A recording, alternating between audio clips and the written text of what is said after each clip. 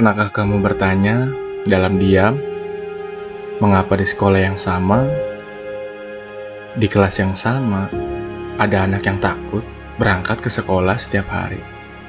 Menurut data KPAI, 47% siswa Indonesia mengalami ini. Itu hampir 1 dari setiap 2 orang di kelas. UNICEF mencatat 1 dari 3 anak Indonesia usia 13-17 tahun mengalami perundungan. Tapi angka ini bukan sekedar statistik. Ini adalah cerita tentang rasa sakit yang tersembunyi, tentang trauma yang dibawa hingga dewasa. Hari ini kita akan memahami bukan hanya apa yang terjadi, tapi mengapa bullying masih terus berulang. Dan yang lebih penting, bagaimana kita bisa memutus siklus ini.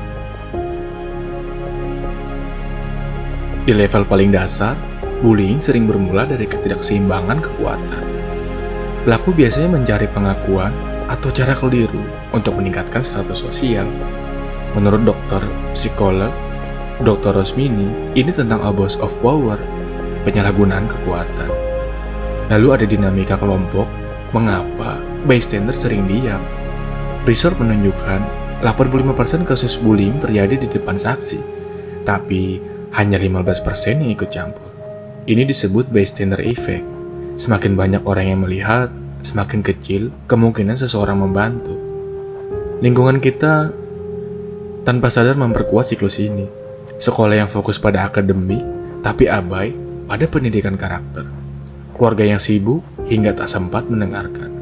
Sistem yang kadang lebih peduli pada reputasi daripada menyelesaikan akar masalah.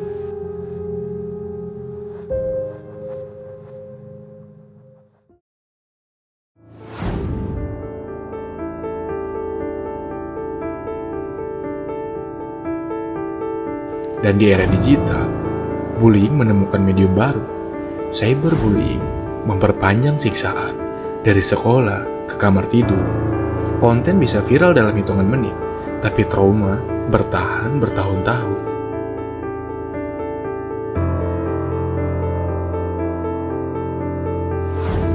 Mulai dari diri sendiri, jika kamu mengalami bullying, pertama, katakan stop dengan tegas. Kedua, dokumentasi setiap kejadian. Ketiga, cari dukungan dari orang dewasa yang dipercaya. Jika kamu adalah bystander, keberanianmu untuk speak up bisa mengubah segalanya. Sekolah perlu program anti-bullying yang jelas, bukan sekedar slogan.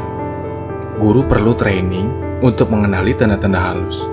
Orang tua perlu membuka komunikasi, bukan hanya bertanya nilai berapa, tapi hari ini bagaimana perasaanmu. Kebijakan nasional yang tegas, sistem pelaporan yang aman, kolaborasi sekolah, orang tua, serta masyarakat. Seperti kata Profesor Arif Rahman, pendidikan karakter harus menjadi jantung sistem pendidikan kita.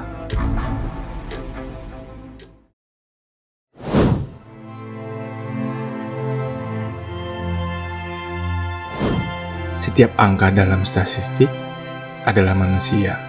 Setiap kasus adalah cerita. Dan dalam setiap cerita ada harapan untuk perubahan. Mulai besok, jadilah bagian dari solusi. Perhatikan teman sebelahmu. Dengarkan tanpa menghakimi. Beranilah membela yang lemah, karena sebenarnya kita semua pernah berada di posisi korban, pelaku, ataupun saksi. Sekarang saatnya memilih peran yang berbeda. Untuk yang pernah terluka, untuk yang pernah menyesal, untuk yang ingin berubah. Setiap langkah kecil yang begitu berarti. You made it.